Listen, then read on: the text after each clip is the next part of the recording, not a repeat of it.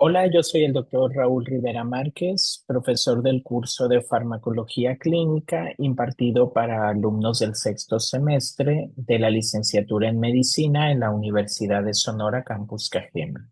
El día de hoy vamos a revisar el tema de hormonas hipotalámicas e hipofisarias con un enfoque en la farmacología para ver qué medicamentos o qué tratamientos de hormonas recombinantes se pueden administrar cuando hay una secreción disminuida o aumentada de estas hormonas que puede ocasionar una alteración patológica. Vamos a empezar haciendo un repaso del eje hipotálamo hipófisis gónadas, donde vamos a determinar que hay tres niveles. En la parte de la imagen, en la parte superior, podemos ver que el primer nivel sería arriba el hipotálamo y el sistema nervioso central. El segundo nivel sería la hipófisis, que la dividimos en hipófisis anterior o adenohipófisis y la hipófisis posterior o neurohipófisis. Y como tercer nivel o el nivel blanco, donde van a tener la secreción final de las hormonas, pues van a ser las diferentes glándulas, tejidos. Vamos a empezar con la hormona del crecimiento, ya en la tabla que tenemos en la parte derecha. Esta hormona, también llamada somatotropina, va a estar estimulada su secreción a nivel hipofisario por la hormona liberadora de la hormona del crecimiento, que esta se va a sintetizar a nivel hipotalámico y va a estimular en la hipófisis la secreción de la hormona del crecimiento.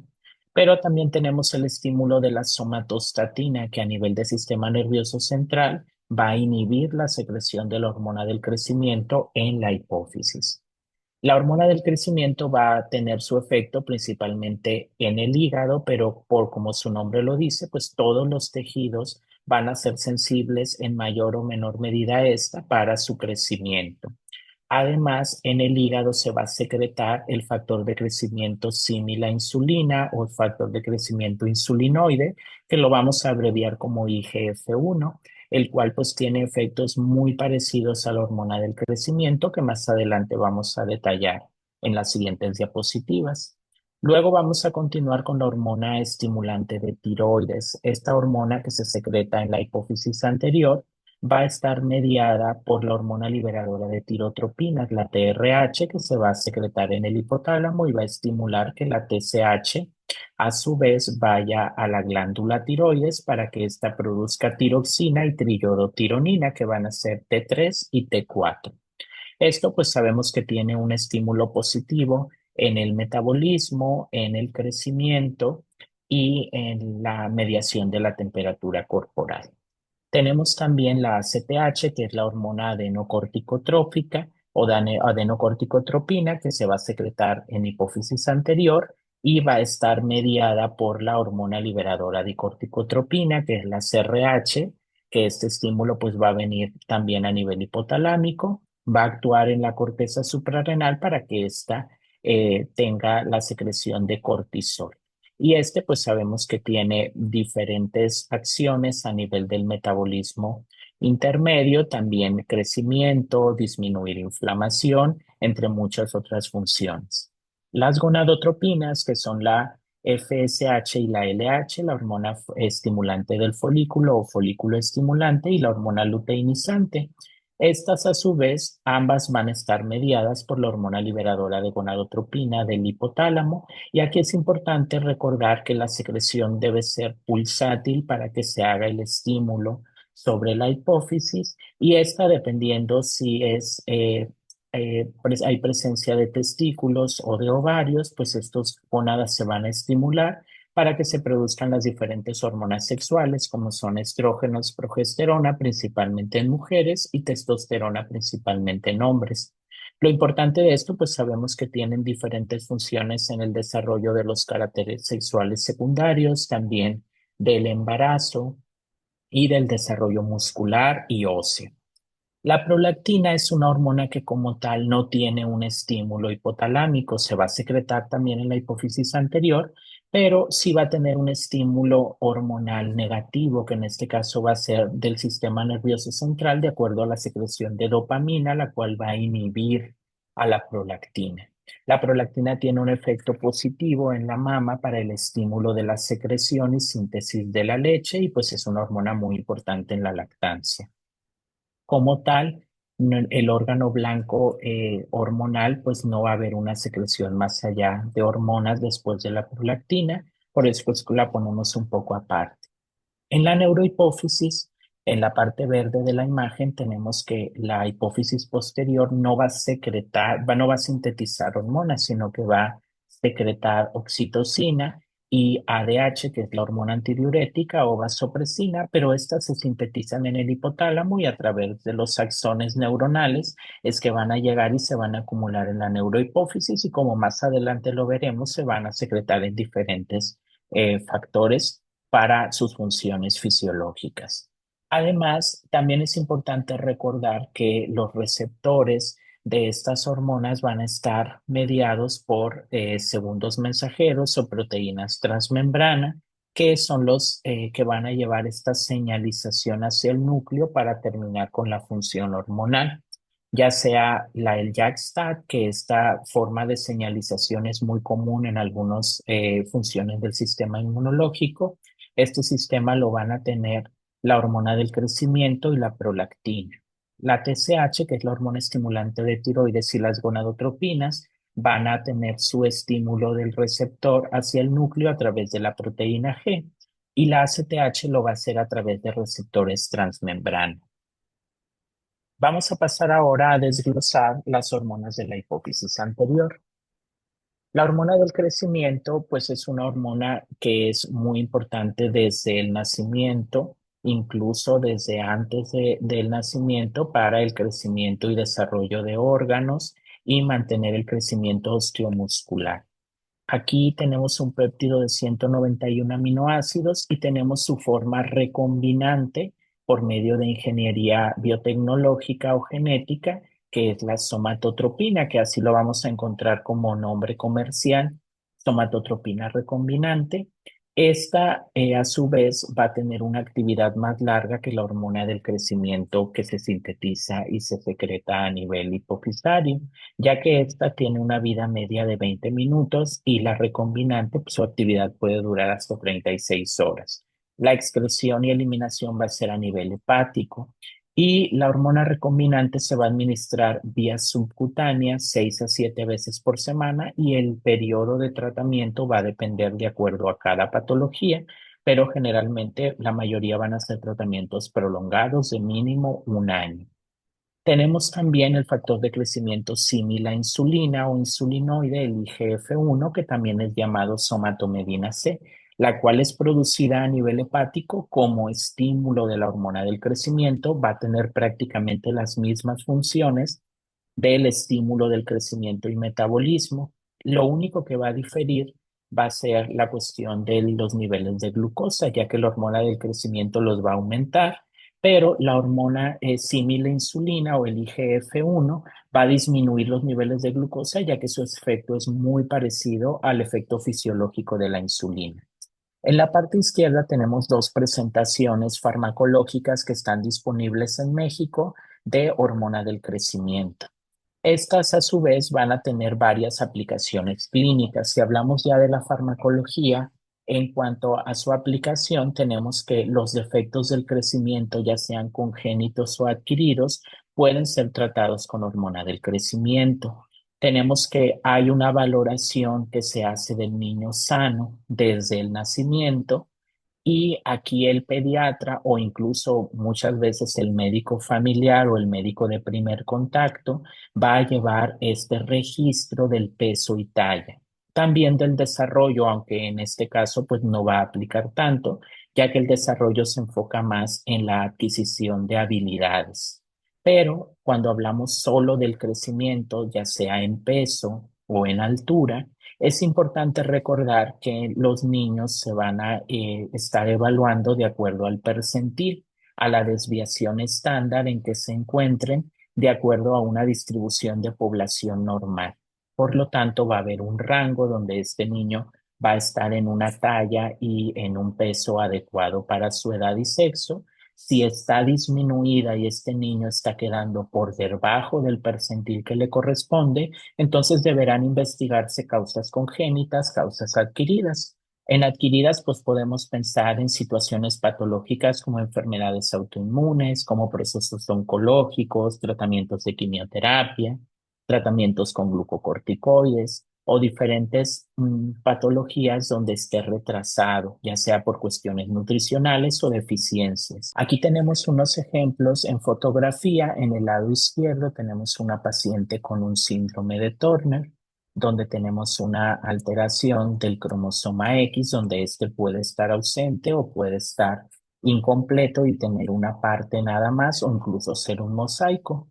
Aquí la característica es que son mujeres con talla baja, que tienen esta membrana alada en la parte lateral del cuello, aunque en cuanto a la cuestión cognitiva suelen ser estándar para su edad, pero aquí el problema es la talla baja, por lo tanto, sí pueden ser tratadas con hormona del crecimiento para intentar mejorar la talla meta.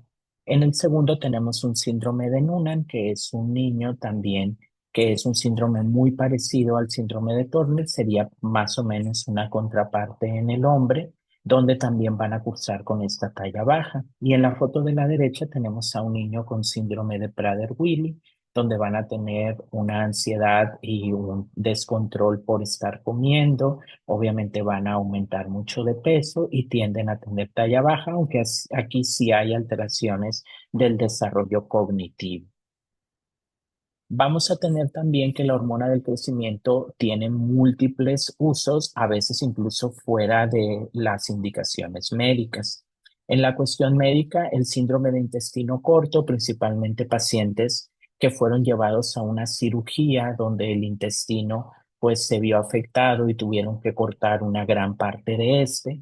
Y al quedar un intestino muy corto, pues obviamente no se alcanzan a absorber ciertos nutrientes y esto va a llevar al paciente a muchos problemas nutricionales, de mala absorción, y esto se pudiera corregir con hormona del crecimiento, ya que va a estimular el crecimiento y alargamiento del intestino para mejorar síntomas. Obviamente siempre cuidando los efectos adversos que esto puede conllevar. También el síndrome de inmunodeficiencia adquirida, sobre todo en pacientes que tienen la enfermedad muy avanzada, van a estar perdiendo peso de forma importante, masa muscular, tejido adiposo, y aquí también se ha utilizado la hormona del crecimiento para contrarrestarlo. En algunas cuestiones de investigación se ha utilizado y se ha tratado de demostrar su efecto como hormona anti-envejecimiento, aunque por los efectos secundarios obviamente no está autorizada y no está demostrado su uso para esta indicación. Y sabemos que también actualmente en cuestión de dopaje y de anabólico, principalmente pues las personas fisicoculturistas, o atletas de alto rendimiento pueden llegarla a utilizar para mejorar su masa muscular o para la cuestión de mejorar su rendimiento físico. El problema obviamente es que va a tener aquellos efectos deleterios, pues como es crecimiento de órganos, hígado, intestino, corazón, que pueden llevar al paciente a alteraciones graves, incluso también la cuestión metabólica con aumento de los niveles de glucosa y de lípidos. Otros eventos adversos, pues que hay que comentar son los que tenemos en hombres adultos, ya que en las pacientes adultos va a haber más frecuencia de estos síntomas, ya que los niños suelen tolerarlo mucho mejor. En los adultos el edema, el dolor osteomuscular, el síndrome de túnel del carpo, como ya habíamos comentado también el aumento de la glucosa, el aumento del riesgo cardiovascular, que en los estudios a largo plazo es algo que preocupa mucho porque sabemos que los pacientes pueden tener otros factores que también aumenten su riesgo cardiovascular. También en forma más rara, pero que hay que tener en cuenta, es el aumento del riesgo de pancreatitis, de tumores benignos como nevos y la ginecomastia. Y como les mencionaba, en niños son más raros los efectos adversos, pero también hay que considerar el pseudotumor cerebral, alteraciones esqueléticas, como por ejemplo una escoliosis que al dar el tratamiento empeore, alteraciones en la cadera cuando este crecimiento no está bien vigilado, ya sea en la articulación, que puedan haber alteraciones por un crecimiento pues no controlado, la apnea del sueño, sobre todo en los pacientes con síndrome de Prader-Willi, que ya pueden cursar con esta y va a empeorar con el uso de la hormona del crecimiento. Vamos a pasar ahora a que algunos pacientes van a tener niveles normales de hormona del crecimiento, pero la afectación va a estar dada en el factor de crecimiento similar a insulina o en el IGF-1, ya que por algunas cuestiones de mutaciones del receptor de la hormona del crecimiento, de alteraciones en su señalización, incluso de anticuerpos que van contra el receptor de la hormona del crecimiento, o las mutaciones del receptor del factor de crecimiento insulinoide, este no va a tener su efecto adecuado. Recordemos que parte del efecto de la hormona del crecimiento es por el estímulo hepático para que éste produzca IGF-1. Por lo tanto, se ha desarrollado la mecasermina, que es una forma recombinante del IGF-1 que se administra vía subcutánea cada 12 horas, aunque la respuesta de alcanzar una talla adecuada suele ser menor que en los pacientes que reciben tratamientos con hormona del crecimiento. En este caso, lo contrario que la hormona del crecimiento, vamos a vigilar la hipoglucemia, por eso es que estos pacientes siempre tienen que tener una dieta adecuada en cantidad y en horarios y comerla cuando se administra el tratamiento y vigilar algunos otros efectos como hipertensión intracraneal, la hipertrofia adenoamigdalar, la lipohipotrofia y alteraciones hepáticas, principalmente de las enzimas. Este medicamento no se encuentra actualmente disponible en México. Vamos a ver ahora tratamientos para acromegalia y gigantismo, que es esta situación patológica donde la hormona del crecimiento se encuentra aumentada. La principal causa de esto es cuando hay un adenoma en la hipófisis que produce hormona del crecimiento. Este adenoma suele ser pues un tumor benigno que al estar produciendo hormona del crecimiento va a aumentar sus efectos y si lo hace antes de que se cierren los cartílagos de crecimiento, pues se va a llevar el evento patológico que llamamos gigantismo, que es más raro.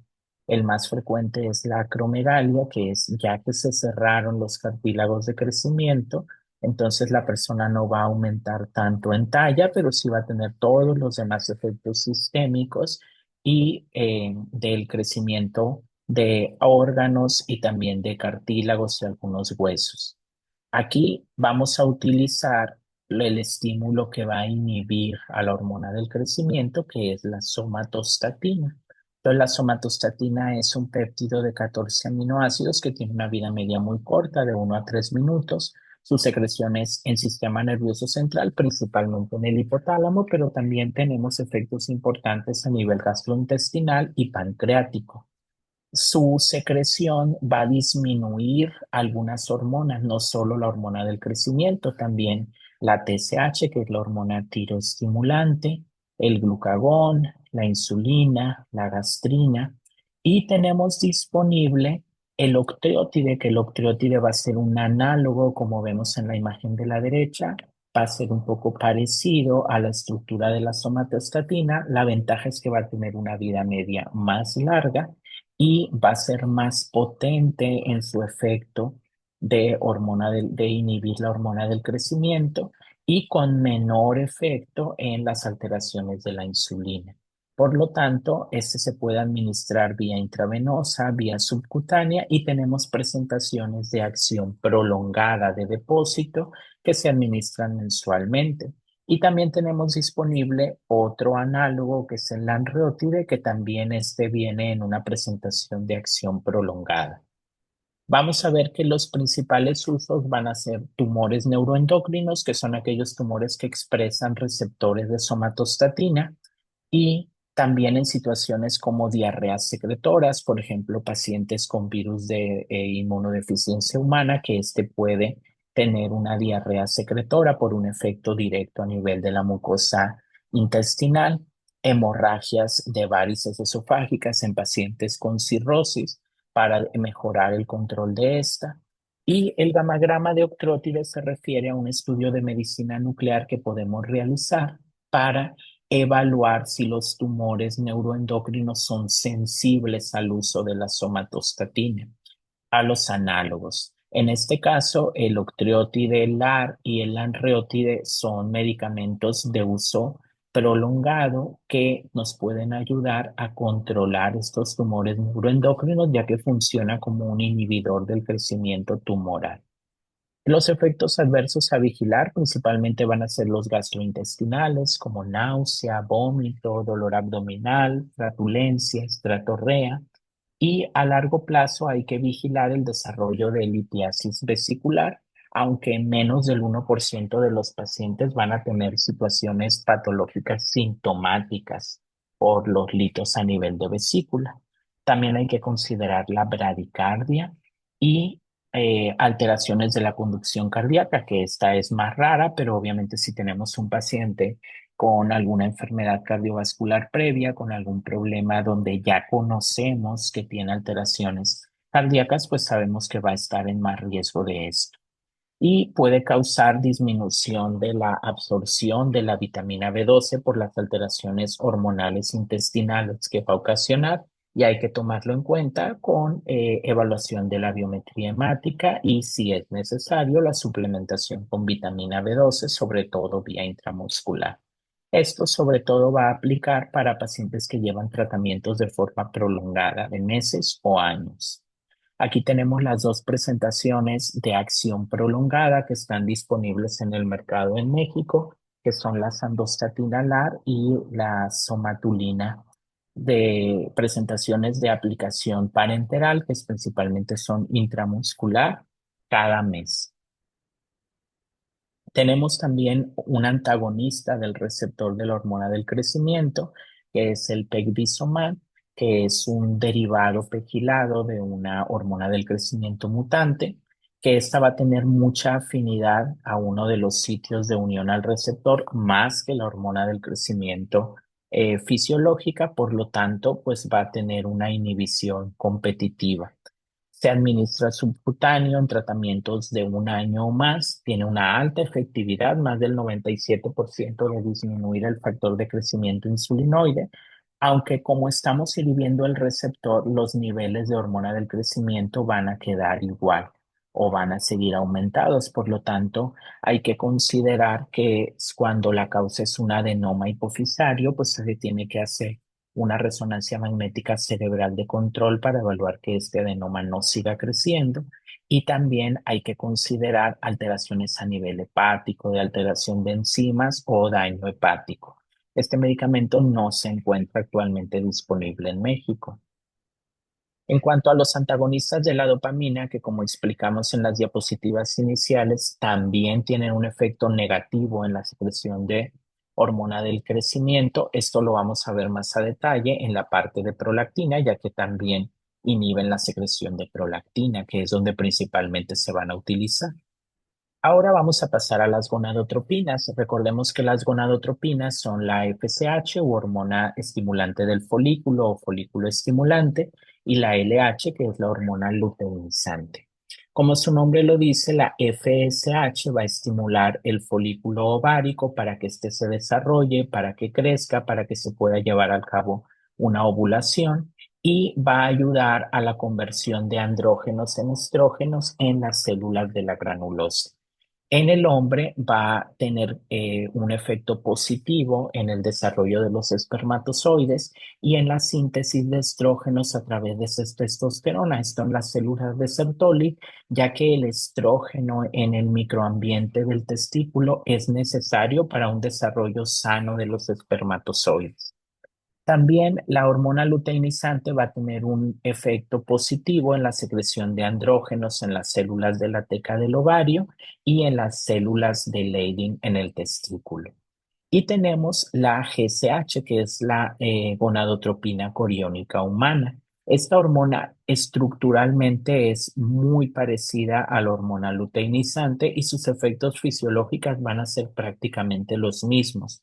La diferencia es que la hormona luteinizante principalmente se va a secretar a nivel hipofisario, ¿no? Pero tenemos que la hormona de gonadotropina coriónica humana va a tener una secreción a nivel placentario. También tenemos situaciones patológicas donde esta se puede producir en diferentes tumores, principalmente los tumores germinales, pero en este momento nos vamos a enfocar más en la cuestión fisiológica. Actualmente, estas hormonas nos pueden ayudar a estimular o a intentar hacer el eje hipotálamo hipófisis gónada lo más fisiológico posible, ya que tenemos alteraciones principalmente en la infertilidad femenina y masculina, donde las alteraciones hormonales no permiten un desarrollo adecuado del folículo, una implantación adecuada del óvulo, el desarrollo adecuado de los espermatozoides. Por lo tanto, pacientes que tienen problemas para una concepción, pacientes que ya son diagnosticados con infertilidad, cuando no hay otra causa patológica que se pueda corregir, se puede intentar resetear, por así decirle, el eje hipotálamo hipófisis gónadas, y esto se hace principalmente un protocolo que son relativamente complejos, donde los médicos especialistas en biología de la reproducción administran las gonadotropinas en diferentes momentos para intentar hacer el ciclo hormonal fisiológico y llevar al cabo la concepción. Aquí es importante también mencionar que tenemos disponible en el mercado presentaciones recombinantes de hormona folículo estimulante, que es la folitropina alfa, y de hormona luteinizante, que es la lutropina alfa. Estas hormonas recombinantes pues se administran a la paciente de acuerdo al régimen o al protocolo que el especialista de la reproducción considere. Y antes de que existiera esta tecnología recombinante, pues estas hormonas eran sacadas de la orina de las pacientes posmenopáusicas, que si nos vamos un poquito a la fisiología de la posmenopausia en una mujer, como los ovarios ya no funcionan, hay un estímulo positivo hacia el hipotálamo y la hipófisis intenta estimular los ovarios produciendo altos niveles de gonadotropinas, de LH y FSH. Por eso, al hacerle un laboratorio a una paciente posmenopáusica, estos niveles siempre van a estar elevados. Por eso es que se van a secretar estas hormonas y se van a eliminar por vía urinaria, y se utilizaba esta orina para intentar pues extraer lo más posible de estas hormonas, aunque se requerían más de 30 litros de orina de una paciente posmenopáusica para obtener una dosis de tratamiento. Esto pues se ha facilitado con la tecnología de ingeniería genética, con la biotecnología. También considerar que la coriogonadotropina alfa, que es el símil recombinante de la hormona gonadotropina coriónica humana, se puede utilizar por el efecto parecido que tiene con la hormona luteinizante. Y tenemos también que se utiliza análogos de la GnRH. Los análogos de la GnRH van a tener un efecto de bloquear a nivel hipotalámico la secreción de las gonadotropinas de la hipófisis para dejar en blanco el eje. Ya no hay fisiológicamente secreción de gonadotropinas en ningún nivel y se van a administrar de forma externa con estos preparados. Aquí les pongo el ejemplo de una combinación que está disponible en el mercado entre folitropina alfa y lutropina alfa. ¿Qué es lo que tenemos que tener en cuenta? Pues que los efectos adversos van a ser principalmente cefalea, depresión, edema, y hay que tomar en cuenta los embarazos múltiples, ya que en la población general solo 1% de las mujeres van a tener un embarazo múltiple, y en las pacientes que son sometidas a un tratamiento hormonal para infertilidad, estos embarazos múltiples pueden ser hasta el 5 al 10%, o sea, una de cada 20, una de cada 10 pacientes. Y hay un síndrome que afortunadamente es raro, pero que hay que tener en cuenta, que es el síndrome de hiperestimulación ovárica, donde los ovarios van a crecer, van a causar irritación peritoneal, puede haber ascitis, falla hepática, trombosis, edema pulmonar, que el manejo es prácticamente de sostén, pero hay pacientes que pueden llegar hasta una hospitalización o tener complicaciones graves por este. También tenemos en el mercado disponible la coriogonadotropina alfa, que como habíamos comentado, su efecto es parecido a la lutotropina. Y en la cuestión de la hormona liberadora de gonadotropinas, como habíamos comentado, el hipotálamo pues la va a secretar para que las gonadotropinas sean liberadas a nivel de la hipófisis anterior y esta va a tener una secreción pulsátil. Estos pulsos de GnRH son los que van a estimular la secreción de LH y FSH a nivel hipofisario. Actualmente tenemos disponible en México cuatro preparados, tres son análogos de la GnRH que van a tener una dosis constante en el organismo y van a suprimir esos pulsos, por lo tanto ya no va a haber un estímulo en la hipófisis para que se secreten gonadotropinas y vamos a tener antagonistas del efecto de la GnRH, que este a su vez solo va a bloquear y va a evitar que haga su efecto positivo en hipófisis, que es de Garelix. Los tres preparados de análogos pues van a ser goserelina, leuprorelina y triptorelina. Estos generalmente son tratamientos prolongados que se dan en dosis de depósito de liberación prolongada, mensual, trimestral, semestral o anual, de acuerdo a cada protocolo y a cada patología. Luego, hay que considerar que tenemos también su uso en tumores que son dependientes de la secreción hormonal, como el cáncer de mama hormonal y el cáncer de próstata, y otros usos, como lo comentamos anteriormente, en infertilidad, pero también enfermedades como endometriosis, miomatosis uterina y pubertad precoz. Hay que tomar en cuenta los síntomas o efectos adversos, como es todo lo correspondiente a un síndrome climatérico o a andropausia en un hombre, que serían bochornos, calores, sequedad de piel, sequedad vaginal, dolor de cuerpo, fatiga, en un hombre y mujer alteraciones de la libido, en el hombre disfunción eréctil y muy importante tomar en cuenta la desmineralización ósea que puede ser hombres y mujeres, ya que va a disminuir esta y puede aumentar el riesgo de osteoporosis y fracturas. Aquí tengo ejemplos de los cuatro preparados disponibles en México para hacer un comparativo. De los tres primeros es la dosis trimestral del tratamiento y el cuarto es el antagonista, que es el de Garelix. Este es una dosis mensual de mantenimiento. Aquí tengo dos patologías. La primera es la endometriosis, donde el endometrio, que normalmente pues debe encontrarse dentro del útero, puede salirse de este y crecer a través de las trompas de falopio, ovarios, incluso llegar al peritoneo u otros órganos. Y cuando viene el estímulo menstrual del ciclo, pues va a haber un aumento de una proliferación y sangrado en esos sitios, lo que va a generar diferentes síntomas en la paciente, desde dolor abdominal, problemas de infertilidad, problemas intestinales, síntomas urinarios, y esto a su vez pues se puede corregir con el bloqueo hormonal que generan los análogos o los antagonistas de la GnRH, porque así evitamos el estímulo hormonal al endometrio. Y en la parte derecha tenemos otro ejemplo que son los miomas uterinos o los leiomiomas. Estos tumores benignos que se desarrollan a través del músculo liso de la pared del útero pueden crecer tanto que incluso obstruyen el paso cervical del espermatozoide y causar infertilidad. Pueden crecer también hacia la parte del lumen endometrial y aumentar el sangrado en el periodo menstrual y esto incluso llevar a las pacientes a una anemia severa. Cuando no es posible dar un tratamiento quirúrgico o como una alternativa al tratamiento quirúrgico, se pueden utilizar los análogos de la GnRH, ya que estos tumores benignos también son dependientes de la secreción hormonal.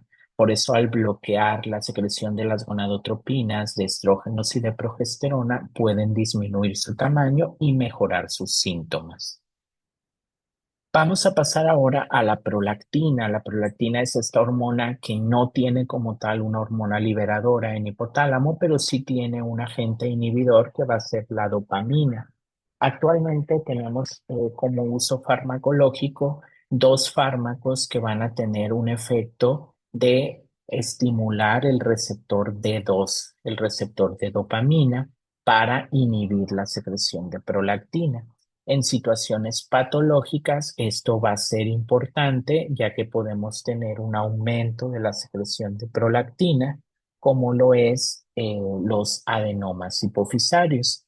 La prolactina, pues es un péptido de 198 aminoácidos, se parece estructuralmente a la hormona del crecimiento y va a ser la principal hormona enfocada en la lactancia para el estímulo de la síntesis de la leche. Aquí va a haber una relación directa porque para que la leche se produzca también es importante que haya niveles adecuados de estrógenos, progesterona, cortisol, insulina. Y como comentábamos, la dopamina va a tener un efecto inhibitorio en la secreción de prolactina. El adenoma hipofisario generalmente es productor de prolactina, es el adenoma más común productor de hormonas que se puede desarrollar en la hipófisis.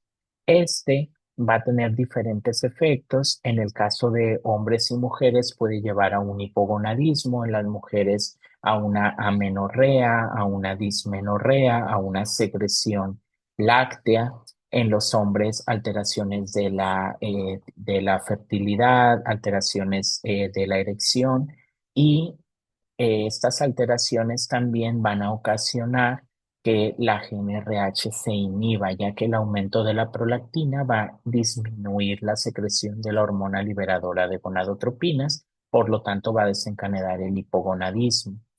Y hay alteraciones muy raras donde puede haber hipoprolactinemia, sobre todo hablando de tumores cerebrales, de alteraciones de eventos vasculares, también de cirugías. Estos son raros y no hay como tal en el mercado una prolactina recombinante o una forma de suplementar la hormona. Por ser más común, pues nos vamos a centrar en el manejo de la hiperprolactinemia, que como hablábamos es con la bromocriptina o la cabergolida.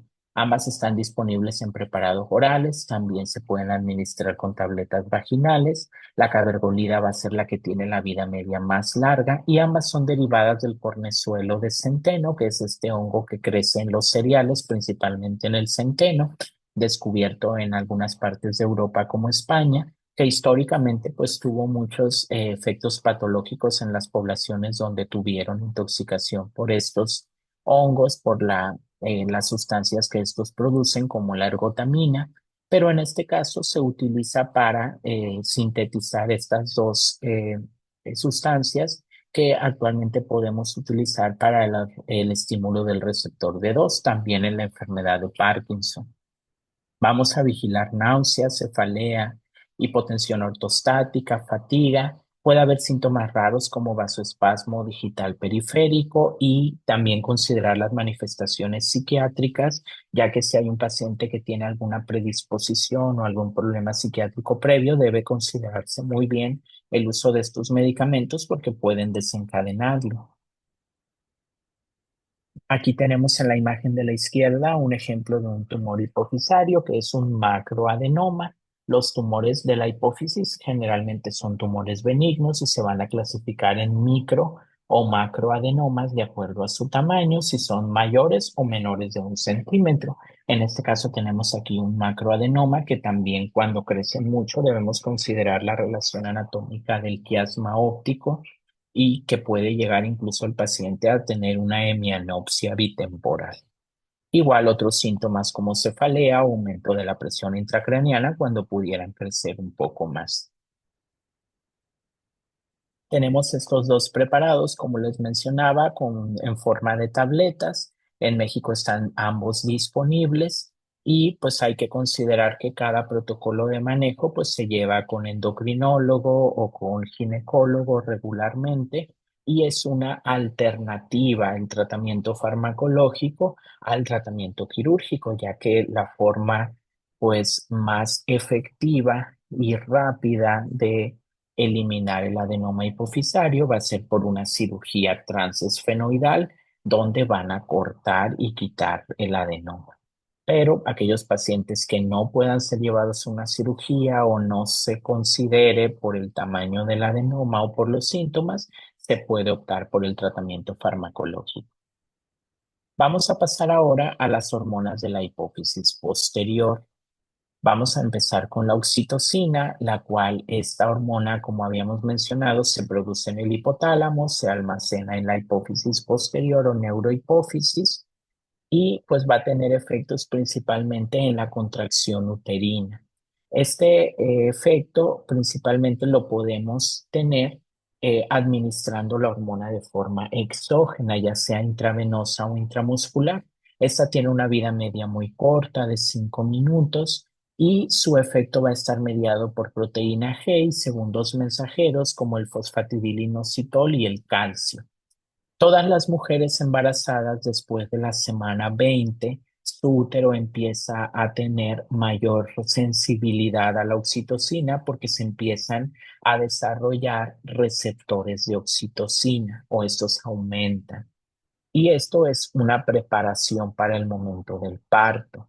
Esta hormona en el útero va a poder inducir o acelerar el trabajo de parto y también la podemos utilizar para controlar la hemorragia posparto, ya que ayuda a que el útero se contraiga, los vasos sanguíneos se compriman y esto ayude a mejorar el sangrado. Es importante también para la lactancia e incluso se le han descrito efectos emocionales en el apego entre la madre y el bebé. Es importante considerar que uno de los efectos adversos al aumentar la contracción uterina es que podemos ocasionar un sufrimiento fetal.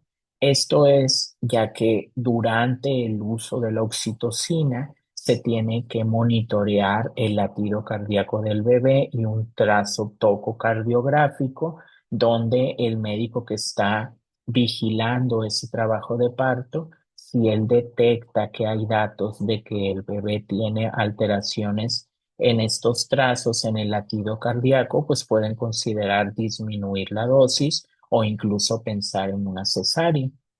Las pacientes que tienen alteraciones en la implantación de la placenta o aunque no las tengan, puede ocasionar esta contracción excesiva del útero, un desprendimiento de la placenta y esto a su vez un sangrado y casos más graves, aunque más raros, pues una ruptura uterina, que esto se da más en aquellas pacientes que ya tienen una herida previa, una cicatriz previa en el útero, ya sea por una cesárea o por un procedimiento quirúrgico previo. La misma oxitocina puede tener a dosis altas efectos parecidos a la hormona antidiurética que vamos a repasar más adelante. Por lo tanto, en usos prolongados o dosis altas puede ocasionar retención hídrica o hiponatremia. Y casos muy graves, pues edema pulmonar o incluso convulsiones o edema cerebral. Atosiban es un fármaco antagonista del receptor de oxitocina que se utiliza para inhibir el trabajo de parto. Como ya vimos, oxitocina estimula, induce o acelera el trabajo de parto. Por lo tanto, atosiban al inhibir o antagonizar el efecto en el receptor, pues va a estar disminuyendo este trabajo de parto en aquellos casos donde no queremos que éste siga. Entonces, aquí sería pacientes que tienen un trabajo de parto a una edad gestacional temprana donde todavía no hay una maduración adecuada del bebé. Esto se da en infusiones de 2 a 48 horas y se vigilan náusea, vómito, cefalea, mareo, taquicardia, hipotensión y alteraciones de la glucosa. Ahora vamos a pasar a la hormona antidiurética, que es la también llamada vasopresina. Esta se puede administrar vía intravenosa o intramuscular, tiene una vida media corta de 15 minutos y va a estar mediado su efecto por los receptores V1 y V2. Los V1 se pueden dividir en A o B y principalmente van a estar a nivel del músculo liso de los vasos, van a aumentar su contractibilidad, van a aumentar la presión y también va a aumentar el efecto de la ACTH, que recordemos que la ACTH es la hormona adenocorticotrópica que va a estimular la secreción de cortisol y esto pues nos puede ayudar también con retención hídrica. Y los receptores B2, V2 van a mediar alteraciones en el túbulo renal, donde va a aumentar la absorción de agua y también tienen efectos a nivel plaquetario en la agregación y en la estímulo de factores como el factor de coagulación 7 y el factor de von Willebrand. Tenemos aquí dos alteraciones que son la diabetes insípida y el síndrome de secreción inapropiada de hormona antidiurética. El síndrome de secreción inapropiada o SIDHAD es cuando hay un aumento de la vasopresina y la diabetes insípida es lo contrario, cuando hay una disminución de esta. Tenemos estas presentaciones disponibles en el mercado de la vasopresina para administración intravenosa o intramuscular y tenemos también otra presentación de un análogo de la vasopresina que es la desmopresina, que va a ser 4000 veces más antidiurética que la vasopresina. Esta tiene presentación intravenosa, subcutánea, nasal, oral y va a ser el tratamiento principal para la diabetes insípida, también para la hemorragia en las varices esofágicas o en los divertículos colónicos que sangran. Aquí podemos utilizar tanto vasopresina como desmopresina y la vasopresina sobre todo está recomendada también en los protocolos de reanimación cardiovascular avanzada en el protocolo ACLS. La desmopresina puede ser utilizada por su efecto en plaquetas, en la hemofilia A y en la enfermedad de von Willebrand y vamos a vigilar efectos de cefalea, náusea, calambres abdominales, hiponatremia y en la vasopresina muy importante la vasoconstricción que puede ser a nivel coronario y en aquellos pacientes de riesgo cardiovascular llevarlos a alguna alteración importante, incluso una cardiopatía isquémica. Aquí tenemos la presentación también de la ampolleta de desmopresina. Y tenemos antagonistas de estos receptores que, les adelanto, no están disponibles en México, pero estos van a tener efectos variables de acuerdo al receptor B2 o B1, como por ejemplo el tolvaptan, que va a tener más efecto en el receptor B2. Y estos pueden ser vía oral intravenoso y sus usos van a ser en hiponatremia, insuficiencia cardíaca para evitar esta retención hídrica y hay que vigilar en ellos la hepatotoxicidad, sobre todo con el tolvaptan. Bueno, entonces damos por terminada la sesión. En la parte sobre todo de hormona tiroidea y de hormona adenocorticotrópica se va a revisar más adelante en otro tema. Aquí nos enfocamos principalmente en estos grupos de hormonas que tienen que ver con la secreción hipotalámica e hipofisaria. Gracias.